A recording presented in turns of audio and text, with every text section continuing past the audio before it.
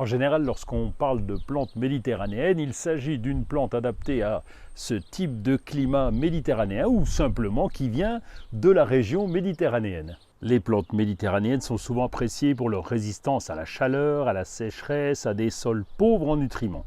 Elles sont également souvent choisies pour leur aspect esthétique, la plupart du temps avec des fleurs colorées et un feuillage persistant. Et comme on est à côté, on va commencer par le callistémon avec une floraison très surprenante. On le connaît également sous le joli nom de rince-bouteille ou bouteille-brosse. C'est un arbuste à feuilles persistantes originaire principalement d'Australie.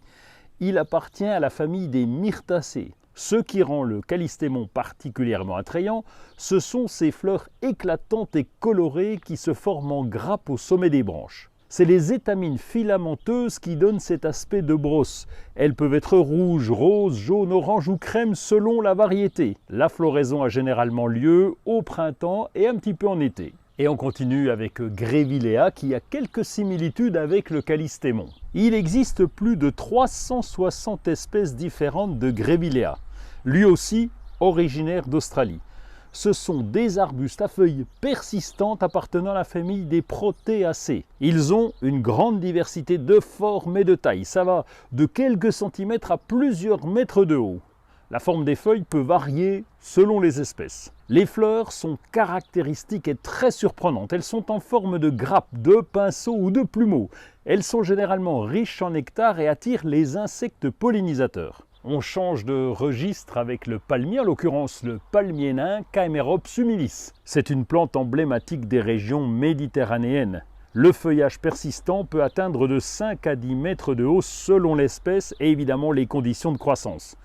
Les palmes sont en forme d'éventail et se développent à partir d'une couronne au sommet du tronc. Les Caemerops sont réputés pour leur résistance à la sécheresse et leur capacité à supporter des conditions chaudes et ensoleillées.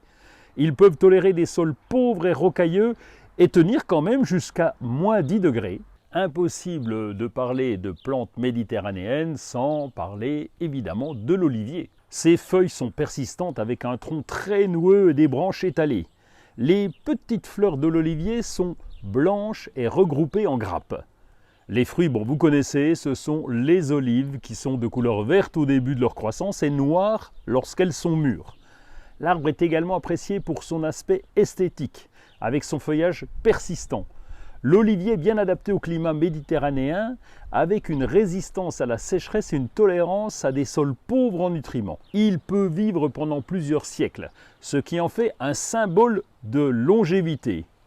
Il tient le coup quand même, puisqu'on commence à le voir au nord de la Loire, en pleine terre, ou dans le nord ou dans l'est de la France. Et on termine ce tout petit tour d'horizon des plantes méditerranéennes par la bougainvillée. Il s'agit d'une plante grimpante ou buissonnante très colorée qui est originaire des régions tropicales d'Amérique du Sud.